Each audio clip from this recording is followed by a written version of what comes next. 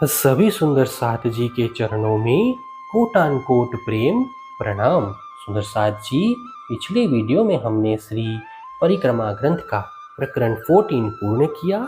आज हम आगे के नए प्रकरण का पाठ करेंगे। सुंदर साथ जी, अगर आपको यह वीडियो अच्छा लगे तो प्लीज़ लाइक करें और जो भी सुंदर साथ आपके साथ जुड़े हुए हों उन सबको भी यह वीडियो अवश्य शेयर करें।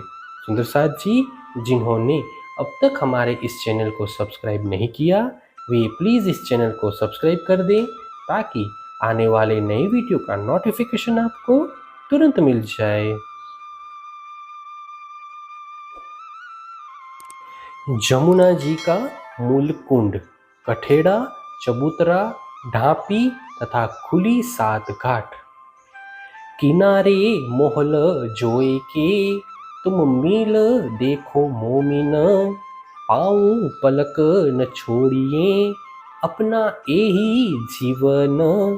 हे ब्रह्म आत्माओं, तुम सभी मिलकर यमुना तट पर स्थित महलों को देखो। क्षण भर के लिए भी इस अनुपम सौंदर्य से दृष्टि मत हटाओ। यही हमारे जीवन का आधार है। अब जल तले जो आइया, उतर कुंड से जी।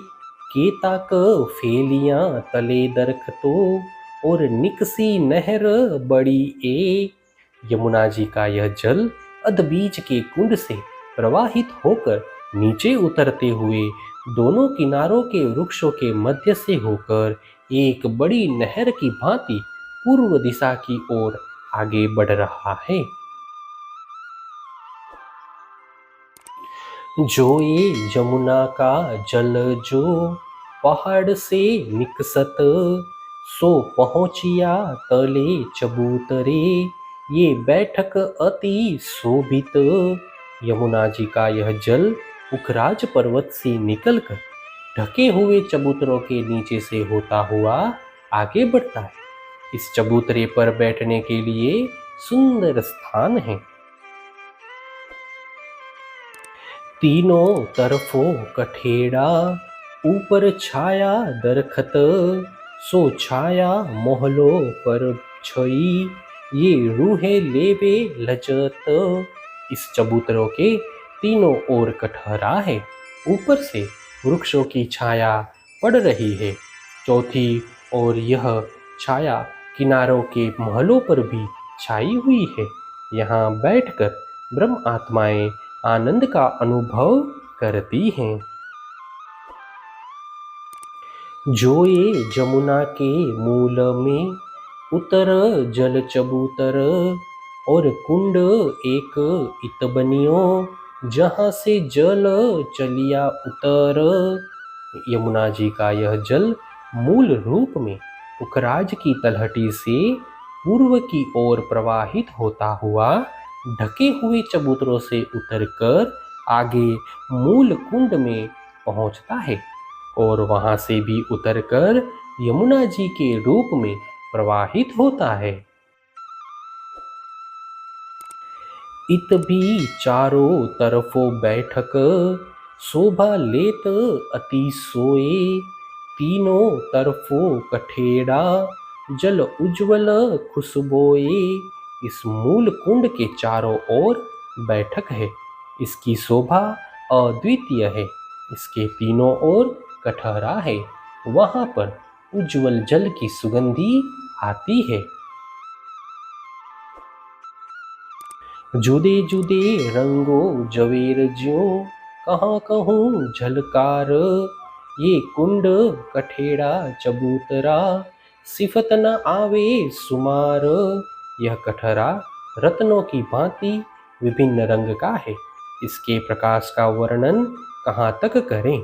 इस प्रकार मूल कुंड, चबूतरा तथा इसके कठहरा की शोभा का वर्णन शब्दों के द्वारा नहीं हो सकता है। अब कुंड से पुल आगू चलिया, ढापिल दो किनार।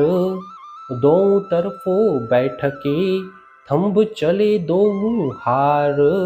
मूल कुंड से निकलकर कुछ दूर तक यमुना जी ढकी हुई चलती है। उनके दोनों किनारे ढके हुए हैं। दोनों किनारों के चबूतरों पर बैठके हैं। इनके स्तंभ दोनों पंक्तियों में दिखाई देते हैं। बड़े दरख्त कुंडलो ऊपर छाया शीतल, अब दरख्त मोहलो माफक, दोनों तरफों बीच जल। यहाँ पर बड़े वृक्षों की शीतल छाया चबूतरों को व्याप्त कर कुंड पर्यंत पहुंची है।